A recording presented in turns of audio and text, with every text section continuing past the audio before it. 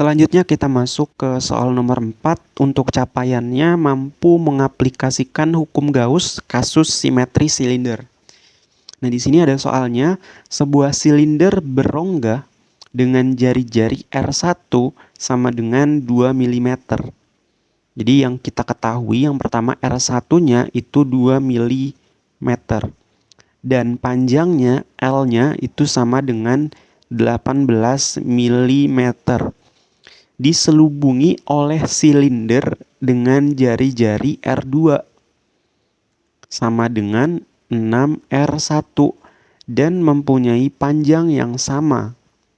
Muatan total pada silinder 1 Q1 itu sama dengan 4 dikali 10 pangkat minus 12 kolom. Jadi di sini Q1-nya sama dengan 4 dikali 10 pangkat minus 12 kolom. Dan Q2-nya itu sama dengan minus 3 Q1. Terus yang ditanya A. Medan listrik saat R-nya itu sama dengan 2R2 dan arahnya kemana? Terus yang B. Medan listrik saat R-nya itu sama dengan 5R1 dan arahnya. Nah, jadi di sini tuh kalau kita coba pahami dulu lah ya soalnya. Jadi sebelum menjawab ini kita coba pahami dulu soalnya. Sebuah silinder berongga dengan jari-jari R1 sama dengan 2 mm. Jadi di sini tuh ada silinder di dalam dengan jari-jarinya itu R1. Nah, jadi berongga. Berongga itu maksudnya ibaratkan itu kayak kaleng lah. Jadi kaleng makanan ya. Jadi kalau teman-teman punya kaleng gitu kan. Jadi punya kaleng ya, tanpa tutup tapi tanpa tutup ini, tanpa tutup yang bawah.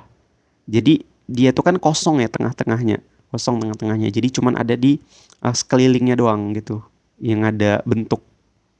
Jadi dari pusatnya sampai ke ujung ininya tuh R1 gitu.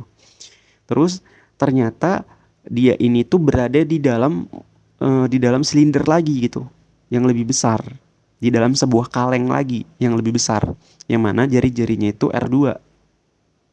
Jadi di bagian sini ya, di bagian sini itu kosong, berongga, di bagian sini juga kosong gitu. Jadi yang ada bagiannya itu cuman di bagian kulitnya doang. Di bagian kulit sini sama bagian kulit sini. Kayak gitu. Oke, jadi itu dulu yang mungkin harus teman-teman pahami untuk panjangnya sendiri dari sini sampai sini. Oke. Nah, jadi di sini kita akan coba untuk mengerjakan dulu ya. Kita coba jawab. Nah, jadi di sini tuh kalau kita menerapkan hukum Gauss ya pada suatu silinder, itu kita atau dalam suatu bola itu kita bisa menggunakan bentuk persamaan kayak gini. Jadi integral dalam dari medan listrik dikali dengan perubahan dari luas itu sama dengan muatan di dalam dibagi dengan epsilon 0. Kayak gitu. Nah, di sini integral ini tuh berubah gitu. Integral dalamnya itu berubah menjadi kayak gini. Jadi dA-nya itu karena kita integral itu menjadi A. Gitu ya di mat das. Jadi dA kita integral menjadi A. Nah, A-nya di sini tuh luas permukaan si silinder. Jadi untuk A dari silinder itu tuh sama dengan 2πr dikali L. Jadi ini luas untuk permukaan silinder. Nah, kalau untuk bola beda lagi ya. Nanti kita coba bahas bola. Jadi untuk silinder tuh kayak gini. Jadi A di sini tuh kita bisa ubah menjadi 2πrLA. Jadi di sini 2πrL. Kayak gitu ya, 2πrL. Sama dengan Q enclosed dibagi epsilon 0. Kayak gitu. Sehingga kalau kita pengen mencari si E-nya, jadi E itu sama dengan Q enclosed dibagi dengan 2πrL-nya kita pindahin ke bawah, jadi 2πrL, terus di sini dibagi epsilon 0.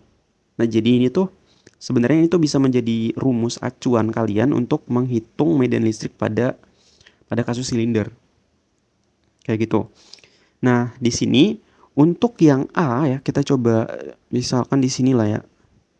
Yang A ini tuh di sini R-nya sama dengan 2R2. Jadi di sini kan R1, di sini R2. Kayak gitu. Berarti kita perlu membuat permukaan Gauss-nya dulu. 2R2 itu berarti kan di luar dari si silinder yang besar ini. Jadi 2 kali dari jari-jari si silinder besar ini. Jadi misalkan kalau kita buat permukaan Gauss-nya pasti kayak gini. Jadi dia lebih besar dari si silinder yang ada di sini.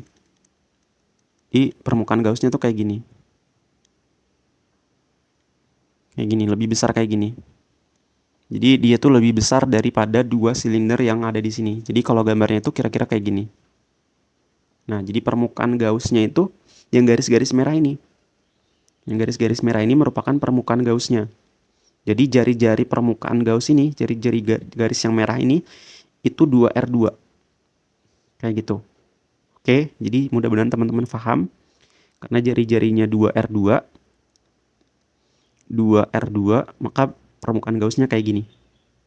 Jadi dia tuh lebih besar daripada jari-jari R2 yang ini. 2 kali lebih besar. Kayak gitu.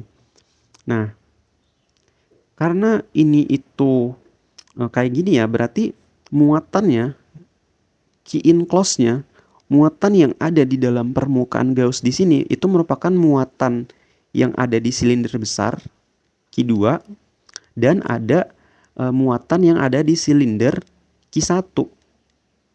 Kayak gitu. Oke. Jadi muatan yang ada di permukaan Gauss ini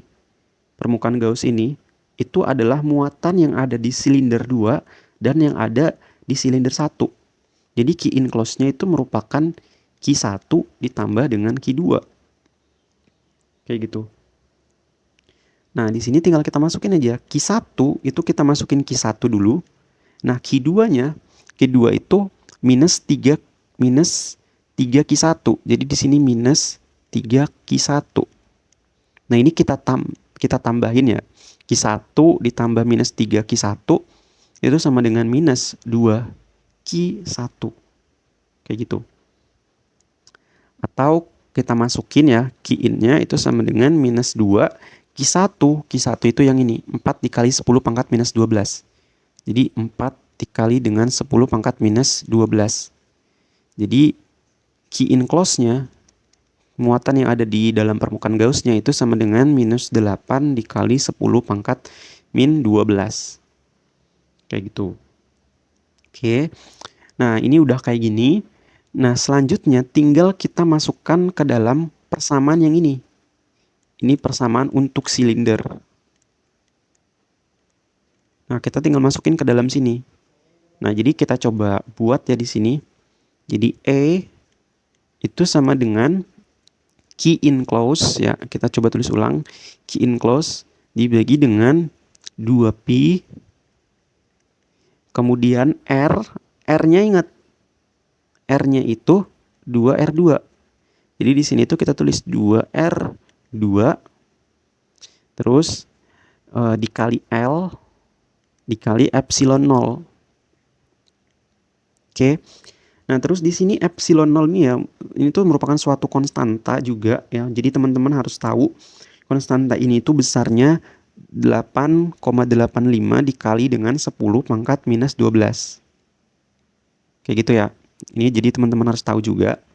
Kemudian di sini tuh pengen saya jabarin lagi ya supaya lebih mudah nantinya. E sama dengan key enclose dibagi dengan, ini kita tulis ulang 2pi. Terus ini itu kan 2 ya. Nah, R2 itu ini sama dengan 6R1. Jadi di sini 6 dikali 6R1 dikali L dikali epsilon 0. Kayak gitu. Jadi ini bisa kita langsung masukin aja ya semua nilai-nilai yang sudah kita ketahui sebelumnya. Jadi di sini E itu sama dengan key enclose-nya, yaitu yang ini, minus 8 dikali dengan 10 pangkat minus 12 dibagi dengan 2. Pi-nya itu 3,14 dikali dengan 2 dikali dengan 6 dikali dengan R1. R1-nya ini. Ini tuh kita ubah menjadi 2 dikali 10 pangkat minus 3 meter. Yang ini itu menjadi 18 dikali dengan 10 pangkat minus 3 meter. Nah, jadi yang ini R1 itu yang ini ya, 2 dikali 10 pangkat minus 3. Kemudian dikali dengan L, L-nya 18 kali 10 pangkat minus 3. Ini karena nggak muat ya. Jadi selanjutnya di bawah dikali dengan epsilon nolnya. Epsilon nolnya itu 8,85 dikali 10 pangkat minus 12. Kayak gitu. Jadi di sini E itu sama dengan, ini teman-teman hitung ya. Jadi minus 8 ini dibagi dengan yang semua yang ada di bawah sini. Jadi teman-teman hitung nanti hasilnya itu sekitar minus 3,33 kali 10 pangkat 10 pangkat 2 Newton per kolom. Jadi ini besar medan listriknya. Kemudian dan arahnya. Nah, sebelumnya itu di video-video sebelumnya udah saya jelaskan ya bahwa medan listrik itu kan kayak gini. Dari muatan negatif, ini muatan positif. Jadi medan listrik itu kan kayak gini kan. Kayak gini. Jadi medan listrik itu kan menuju ke muatan negatif. Arahnya menuju ke dalam muatan negatif. Nah, kita lihat key in close kita. Key in close kita itu kan negatif di sini. Oke, key in close kita negatif. Nah, karena key in close kita itu negatif, maka dia kan menuju negatif ya kan? Di sini. Jadi medan listrik itu dia tuh menuju negatif. Nah, karena muatan yang di dalam ini negatif, maka arahnya itu ke dalam. Kayak gitu. Jadi arahnya itu ke dalam. Karena di sini tuh negatif muatannya. Jadi dia tuh arahnya ke dalam. Kayak gini.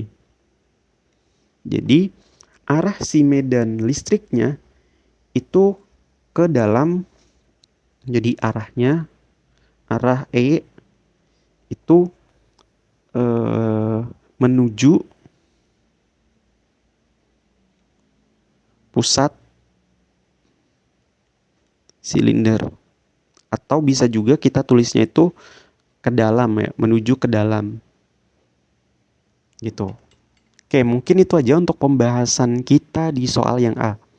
Kalau teman-teman masih bingung atau punya pertanyaan di A, silahkan teman-teman tanya aja di kolom komentar ya. Saya tutup videonya. Wassalamualaikum warahmatullahi wabarakatuh.